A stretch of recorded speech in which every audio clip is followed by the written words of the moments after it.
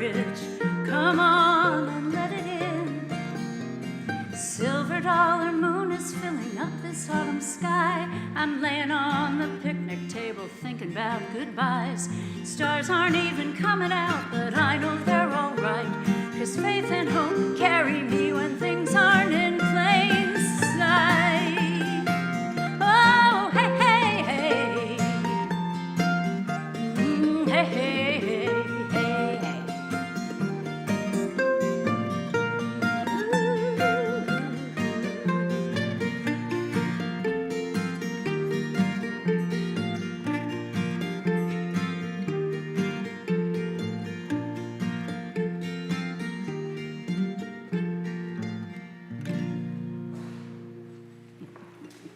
Okay.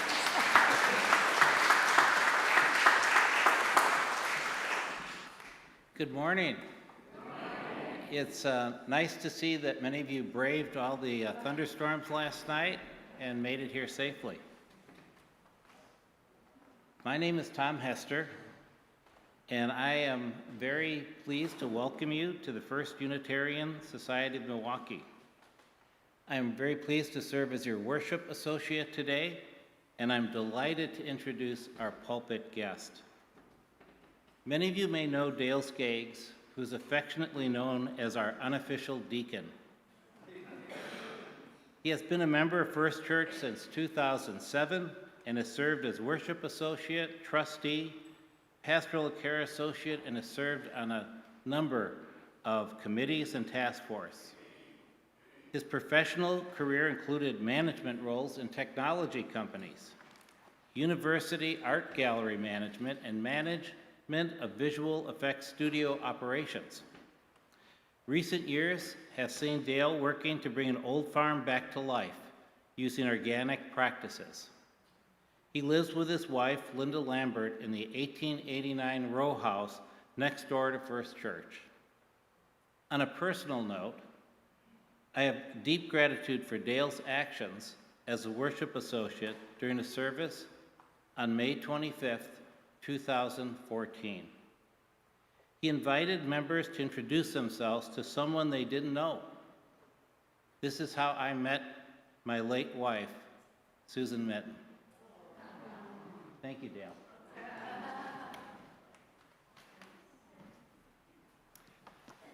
Thank you, Tom. Two things. First, before I offer our opening words, if you need permission to do something else to get comfortable, here it is. And the second thing, because I wasn't able to be here last week when you all greeted Reverend Chris Long, I just want to send a shout out to him and say, Reverend Chris, I'm glad you're here. Welcome to First Church.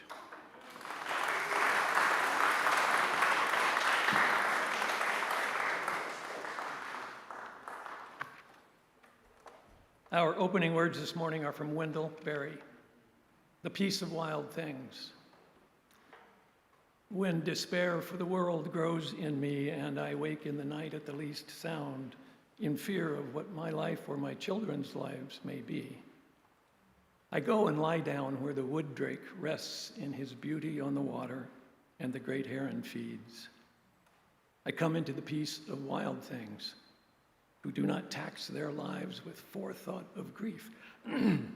I come into the peace of wild things, who do not tax their lives with forethought of grief. I come into the presence of still water and feel above me the day-blind stars. For a time, I rest in the grace of the world and am free. Now please rise as you are able, embody your spirit. Join in our opening hymn, number 346. Come sing a song with me.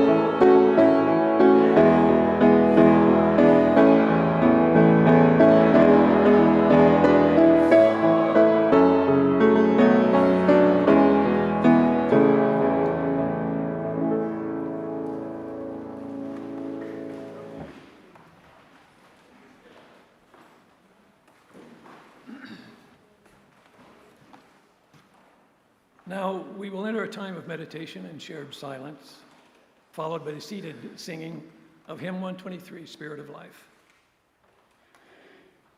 Let yourself settle into your pew, feel your feet on the floor, and let your breath flow easily. And feel in your body and mind the embrace of this beautiful place, this space which is made sacred by our gathering together. Now be still, just breathe, be still, and be here.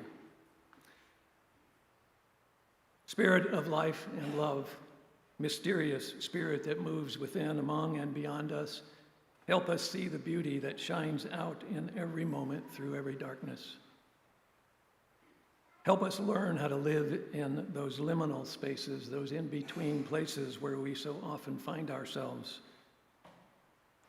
Hold in your compassion today all the people who suffer, who live in violence or fear or hunger. We especially think of the children of Gaza, and may your strength be in the hands of those who struggle to bring them food.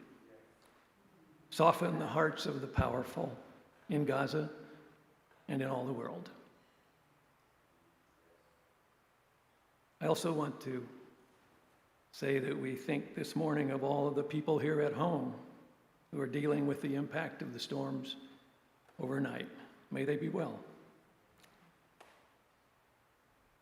And as we continue always our struggles for justice and healing and peace, help our hearts break open, not apart, and fill them with courage, with hope, and with love.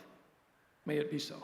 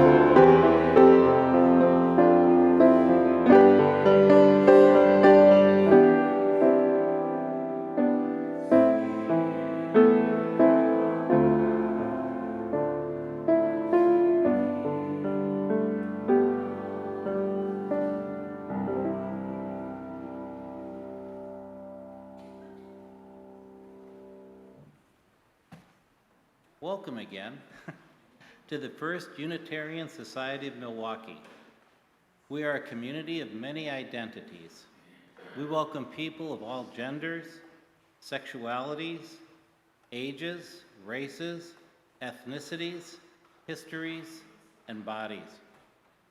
We welcome your mind, your heart, and your spirit. We welcome all you are carrying today and all your hearts long to set down. We welcome people watching online as we live stream the service. Hello, online folks. We especially welcome guests today joining us. If you are a visiting guest, we invite you to fill out the welcome card located in the pew rack in front of you and drop it in the offering plate in a few minutes. Please join us for a social hour after the service across from the hall in the Lean House Common Room. That way. Some accessibility notes. You can find hearing assist devices and large print hymnals and orders of service at the back of the sanctuary, as well as worship activity bags for children and anyone who wants them. There's a fragrance-free area in the front right pews. And for our online viewers, YouTube provides closed captioning for us, which you can enable on your viewing device. Please refer in your order of service for the guest house meal we are providing next Saturday, August 16th. Please check at the social justice table in the Lean House Common Room to sign up. Now please join me in a unison affirmation of our mission, which is printed in your order of service. We gather to nurture the spirit, engage the mind, and inspire action. Each week, we have an opportunity to practice our values through sharing our resources. Our pledges are at the core of our spiritual practice of generosity. In addition, the church shares half of all non-pledged cash in our offering plate with a community organization. We practice this way our value of interdependence. Today, we share the plate with Worthy Now Prison Ministry. Worthy Now Prison Ministry program of the Church of the Larger Fellowship provides resources to persons in prison through programs like the Pen Pal Letter Writing Ministry. Over 1,700 people living in prison are members of the Church of the Larger Fellowship. To contribute, put cash or checks made out to the Church of the Larger Fellowship with memo, Worthy Now Prison Ministries, in the offering plate, and we will forward it to you, for you. Or text 73256 with the message, give to you. If you couldn't follow all of that, I don't blame you, but it's written in your order of service. I can't when I'm listening. To contribute to First Church, give cash or checks made out to FUSM in the offering plate or text to give. May the practice of giving bring us joy. The offering will now be gratefully received as we stay seated to sing our children's recessional. I invite all children, youth, and RE volunteers to sing the first verse of the hymn and then head across to the aforementioned Lean House Common Room for religious education. If your child needs to check in for RE, please accompany them to the Common Room now. Please join us in singing hymn number 131, Love Will Guide Us.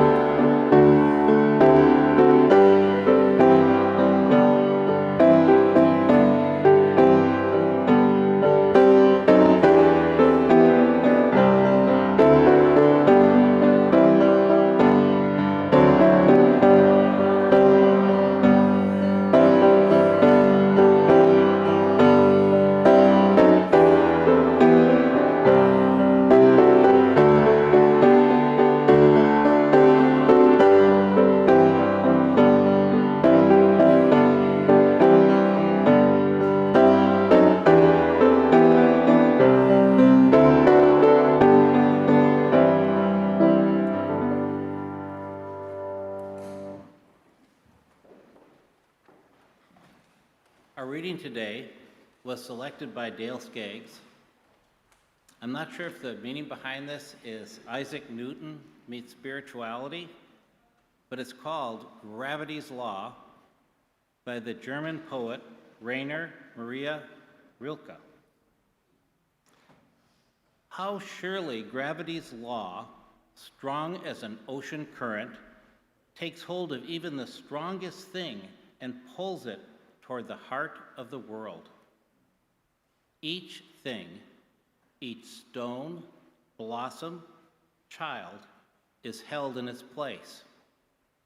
Only we, in our arrogance, push out beyond what we belong to for some empty freedom. If we surrendered to Earth's intelligence, we could rise up, rooted like trees. This is what the things can teach us: to fall, patiently to trust our heaviness. Even a bird has to do that before he can fly.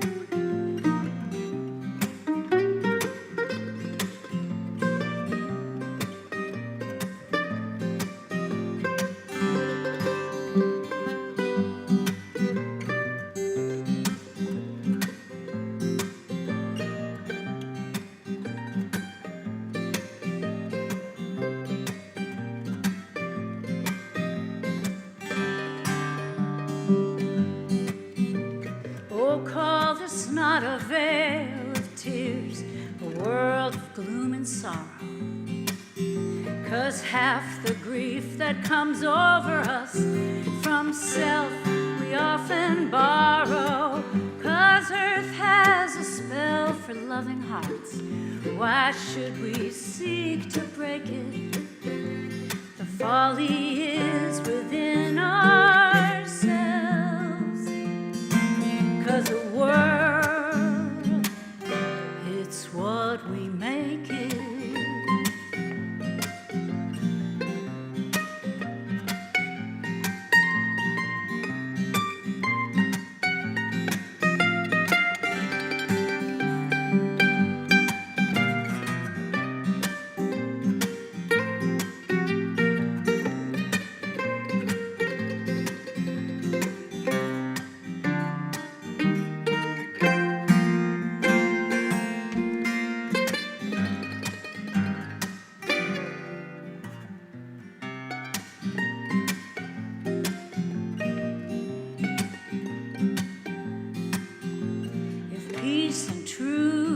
Gentle words we just took the pains to nourish, the seeds of discontent would die and love and comfort would flourish.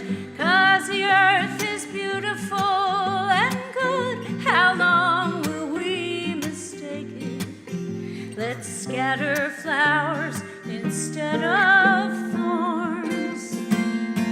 'Cause the world,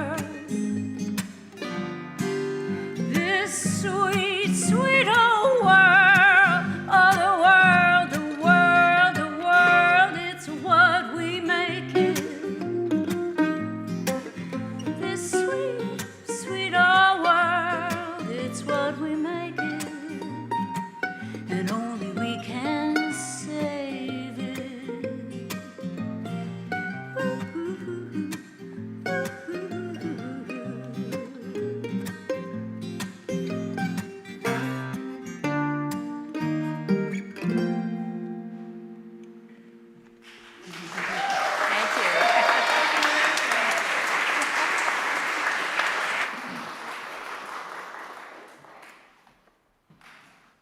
Thank you for that. Good morning again, First Church. It's great to see you all here. The time is out of joint. Oh, cursed spite that ever I was born to set it right. No doubt you recognize that from Shakespeare's Hamlet, as he wandered lost and bewildered by overwhelming events he could not understand. I might begin here by confessing that lately I often find myself bewildered. I can usually formulate questions to illuminate a confusing problem, but my bewilderment seems different, lacking any frame for even grasping an issue, much less shaping a solution. So I wander around, lost in bewilderment, again and again, muttering that old upper Midwestern exclamation, wait, what now? You've heard it. Wait, what now? I've made some progress over the years. I'm just as bewildered as I probably was 50 years ago when I thought I knew a lot. But now I know I'm bewildered. I've achieved a state of what we might call lucid bewilderment. If you know me well, you know I suffer from a sometimes irresistible urge to explore the obscure origins, meanings, and derivations of interesting words. Take bewilderment, for example. Bear with me, I promise this won't take long. It's not that old word, circa 1700, built by combining be, meaning thoroughly, and wilder or wilder, with its obsolete meaning of to lead astray or lure into the wilds. Well, having got that far down the rabbit hole, I was intrigued by that prefix be, wondering what other words might be good examples of its meaning thoroughly. And the first one I thought of course, was bedeviled.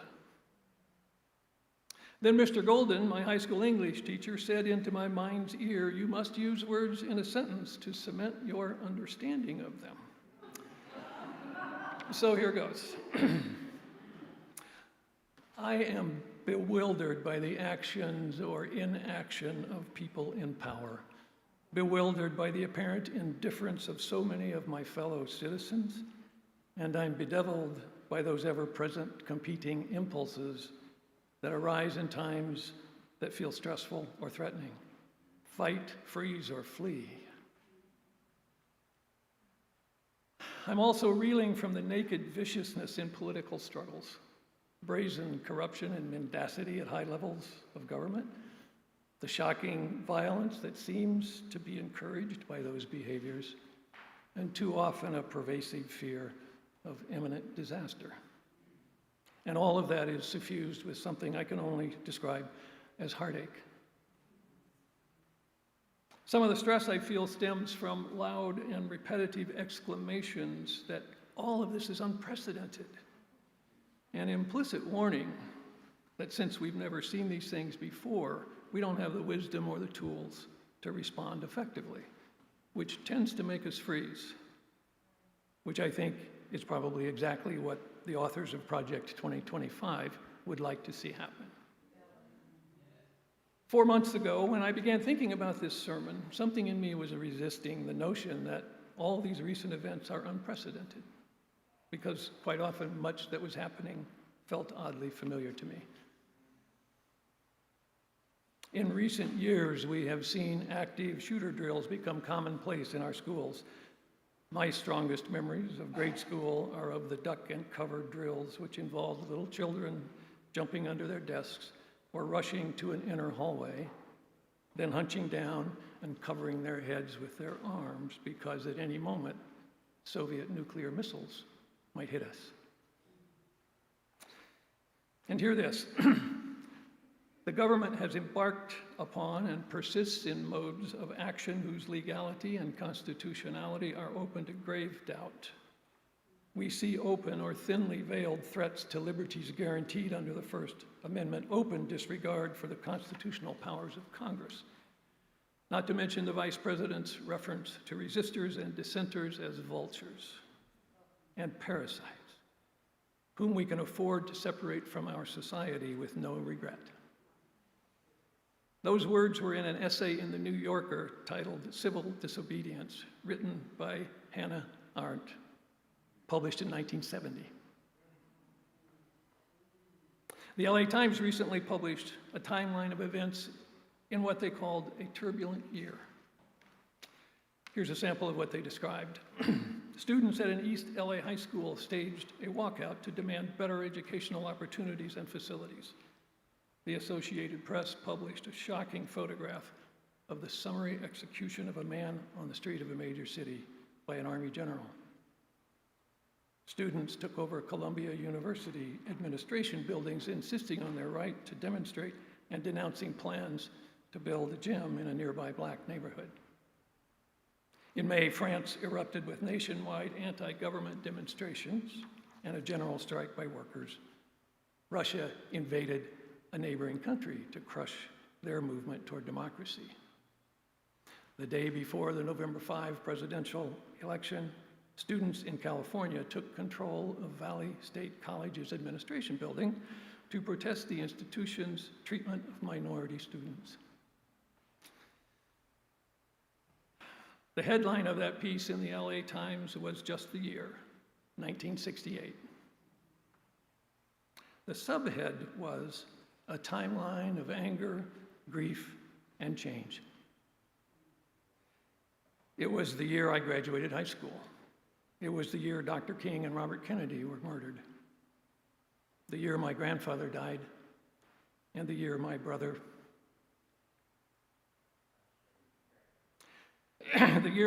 came home from Vietnam changed. So you see why much in these times seems somehow familiar to me. I find going through that list painful, but I do it to ask this hard question. Did we forget some history? Did we forget that history teaches us that nothing is guaranteed, nothing lasts forever, and what once was can be again? Well, we've had wannabe authoritarians in power before, but we now have an actual authoritarian at the peak of political power in this nation. That is a shocking thing to say in this country. But even more shocking to me is the number of elected officials willing to not just tolerate, but actively support actions which are indistinguishable, in my eyes, from domestic terrorism. Masked agents, often wearing no identifiable uniform, invade businesses, houses of worship, schools, homes, to make warrantless arrests and then effectively disappear those arrested. That looks like terrorism to me. So here we are, and now we cry out, the time is out of joint. Oh, cursed spite that ever I was born to set it right. In the epilogue to his 2017 book on tyranny, 20 Lessons from the 20th Century, historian Timothy Snyder quotes Hamlet and opines that our time is certainly out of joint, that these are dangerous times. And then he says quite pointedly, there are no adults to come clean up this mess. We own this mess. If we were born to set our time right, how would we do that? What road will we take? Where's the map? Who's got the road atlas? My friends, I fear that the theologian Nelle Morton, in her book, The Road is Home, had it right when she wrote, there is no road ahead. We will build the road as we go. So what do we do? Well, Snyder's 20 Lessons from the 20th Century warn us of dangers to avoid and suggest some actions we can take that might forestall some of those dangers. I know many of you have read it, but if you haven't, please do. And if you have read it, loan your copy to somebody who hasn't. In truth, I don't have much to add to Snyder's list or to the many other thoughtful people who are sounding alarms and proposing specific and practical and concrete means of resistance to what is coming or what has already arrived. But I do want to single out just one of his lessons. In chapter 2, entitled Defend Institutions, the first sentences are, it is institutions that help us preserve decency. They need our help as well, because institutions do not defend themselves. So choose an institution, a court, a newspaper, a law, a labor union, and take its side. I wish he'd have put a church on that list, because when I read that in 2017, I knew instantly that the first institution, not the only one, but the first, that I would choose is this one. And this institution is you. It's all of us here now, and all who came before us, and all those who in future will come to those doors looking for an ally. Recently, I was reading a book of sermons, as of course one does occasionally, right?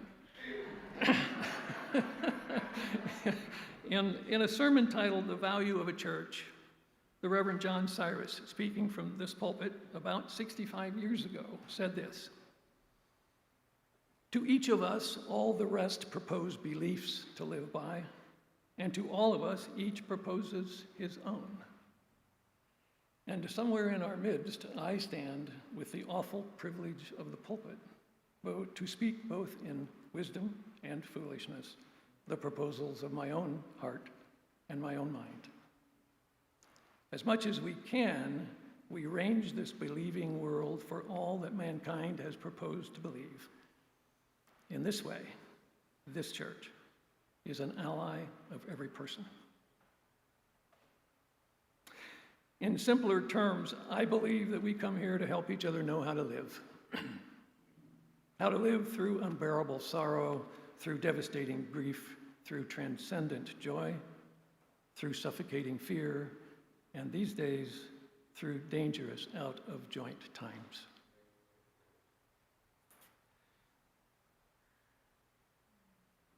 So we've got to figure out how to build a road ahead, and we've got to defend this institution that is First Church, which, as I said a moment ago, is you, it's me, it's each of us and all of us.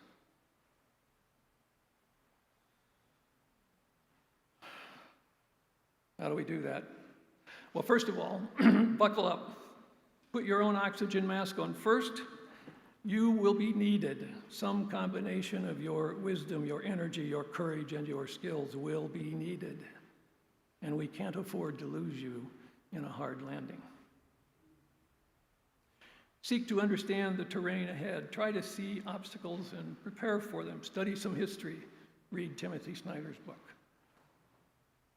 Seek out those skilled at organizing the work and inspiring the workers, people like Reverend Jennifer, Reverend Kimberly, Reverend Chris, and follow their lead. Next, you need to pick your battles. I see you all making your lists. And I fear that I need to tell you, nope, that's too many battles. Put some back and pick fewer battles. How do you decide? Well, here's one idea. The noted UU minister and author Forrest Church wrote that the two big questions that his sermons return to again and again were love and death. If you haven't done it already, figure out what big ideas or questions or values animate your life and fire your spirit. And then choose the battles you think you can fight best from the solid ground of those values. Learn to be a bridge builder. I firmly believe that there are many people who will want to travel the road we build, even if they don't know it yet. And they may need a bridge to get here.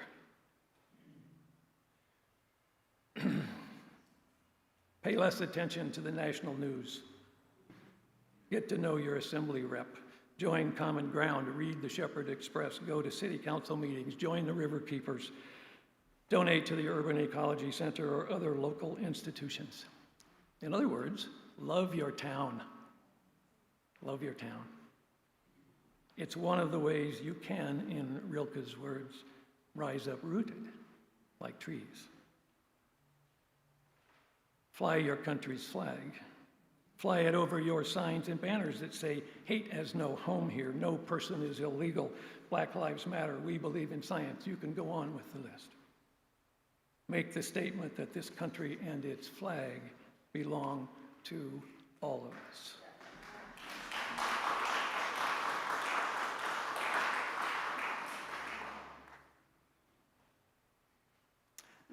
and stick close to people who make you laugh. And people who look at you, look at your face and say, wow. And listen to music. Not always in your earbuds. For example, go to Anodyne Coffee tonight at 6 o'clock and hear more of Claudia and Bruce. Seriously. Well, and here's the question. I'm sorry, excuse me. And here's an important one. Protect yourself from exhaustion. That's one reason you need to pick your battles. Remember that while we humans do agriculture to maximize production, the earth in her wisdom produces a sufficiency while preserving her potential for future production. I think this will be a long road we'll need to build, so pace yourselves. Nurture and protect your reserves, mental, emotional, and spiritual. Well, and here's the question again, how do we do that? We don't use the word much, but I suspect that for some of you, prayer is one way you quiet your mind, your heart, or your spirit. Mary Oliver wrote that you have your way of praying and I have mine. So I can't speak for you, but I'll share some things that help me, some things that might look a little like prayer. I try to notice and name the good, and I try to emulate it. I notice when drivers stop for pedestrians or when someone says warmly, "Thanks for your help," to a cashier or a flight attendant or the hardware store guy. Noticing those small kindnesses softens my life and makes me grateful. Makes me grateful. It's been said that it's impossible to be grateful and depressed at the same time. Impossible to be grateful and isolated. I walk in my neighborhood without earbuds or phone. I try to look, and I mean really look closely, at my little part of this broken but beautiful planet. I look and I listen until I feel the gravity pulling me to the heart of the world. I slow down and say hello to neighbors walking their dogs or to people waiting at the bus stop. And I'll admit it startles them sometimes because it doesn't happen very much. But they get used to it, and the next time they see me, they smile. I pick up trash as I walk, which is a real and immediate and useful thing to my little place in the world, which is a good thing. And other people sometimes notice it and emulate it, and the world changes just a little bit for the better. I try to resist the easy online buy and go to my library. I'll walk to it if I can, and I will go to Boswell Books, thereby supporting 2 local institutions. And I fly my country's flag above my signs supporting progressive political candidates. I do that in Trump country because it's my country and my flag too.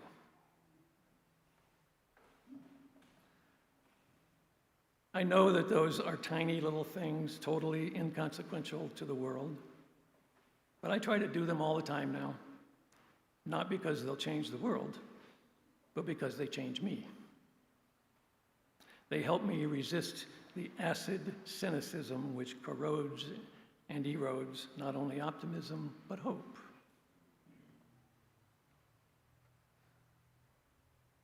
And I'm spurred on by what Pope Francis reportedly said was needed to solve our many crises, an artisanal path to a handmade peace created by the daily actions and decisions of individuals.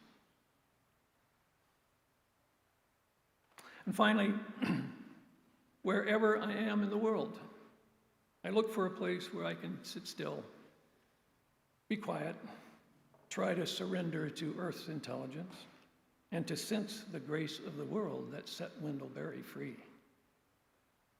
And by the way, it doesn't have to be in the wilderness. I have found that space in a cathedral, seeing it rise up rooted like trees with beautiful light streaming through the overstory. Sometimes, if I'm really lucky, I experience what Peter Mathiasson described in his book, The Snow Leopard, about being in the mountains.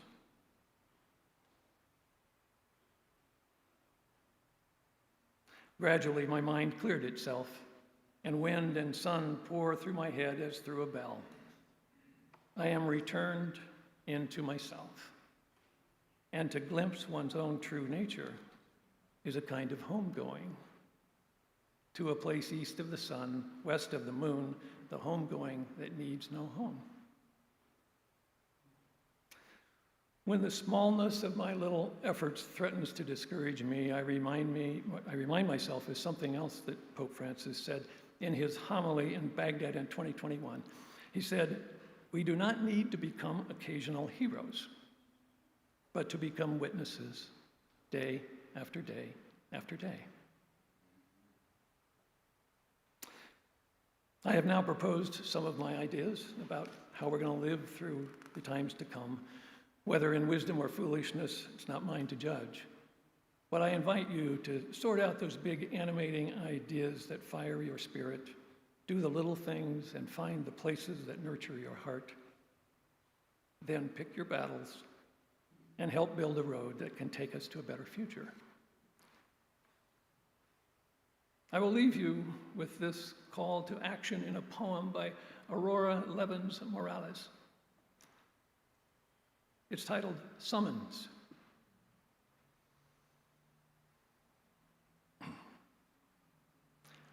Last night I dreamed 10,000 grandmothers from the 1,200 corners of the earth walked out into the gap, one breath deep between the bullet and the flesh, between the bomb and the family. They told me, we cannot wait for governments. There are no peacekeepers boarding planes. There are no leaders who dare to say every life is precious, so it will have to be us. They said, we will cup our hands around each heart. We will sing the earth's song, the song of water, a song so beautiful that vengeance will turn to weeping, the mourners will embrace, and grief replace every impulse toward harm. 10,000 is not enough, they said, so we have sent this dream, like a flock of doves into the sleep of the world. Wake up, put on your shoes. You who are reading this, I am bringing bandages and a bag of scented guavas from my trees. I think I remembered the tune. Meet me at the corner. Let's go. Thank you.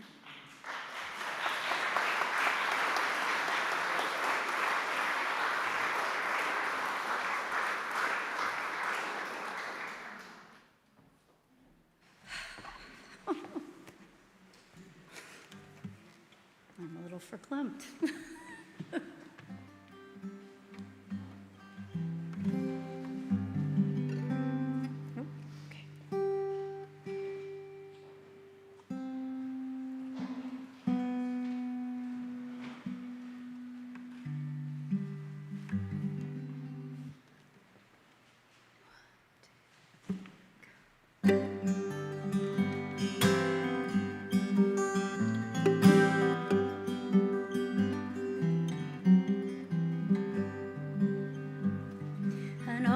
Night on County Q with summer rain just washed through. Leaves are shaking off the dews. I follow your taillights home.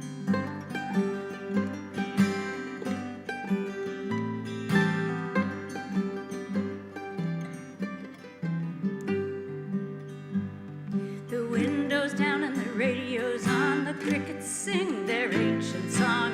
Buddy Holly sings along as I follow your taillights home. And we're all searching for a light to shine us home in the dark of night. In each other's hearts can guide us through the darkest parts. A gentle fog drifts through the trees and covers love with mystery. I see all I need to see as I follow your taillights home.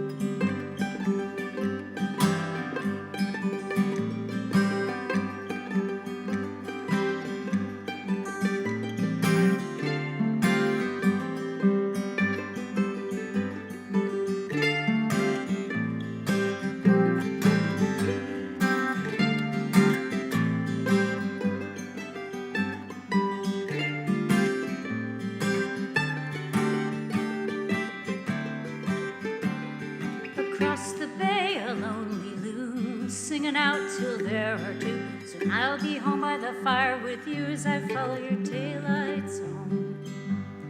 And sometimes we all lose our way and can't take back the things we say. Suffering in each other's hearts can guide us through the hardest parts. An August night on County Q, glad these hearts knew what to do. These 40 years still fit like new as I follow your taillights home.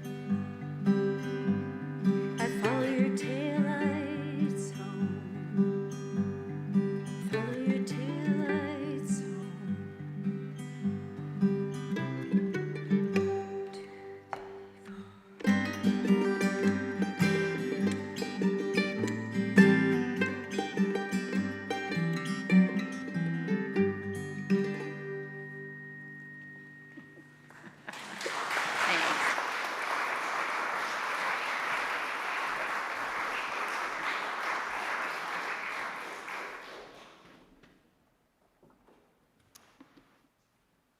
In the coming days, whatever they bring, may we heed the summons of the 10,000 grandmothers and help each other stay awake.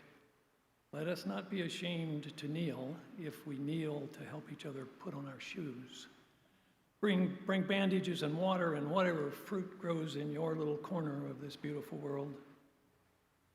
Bring your grief and your beautiful songs. When you have the strength, be a light for others. And when you're weary, follow the light of another's trusted heart. So together we will find our way through the darkest part and be safely home. May it be so, and amen. I have to introduce the hymn, I guess. Now please rise in by your spirit and join in our closing hymn, number 108, My Life Flows On in Endless Song.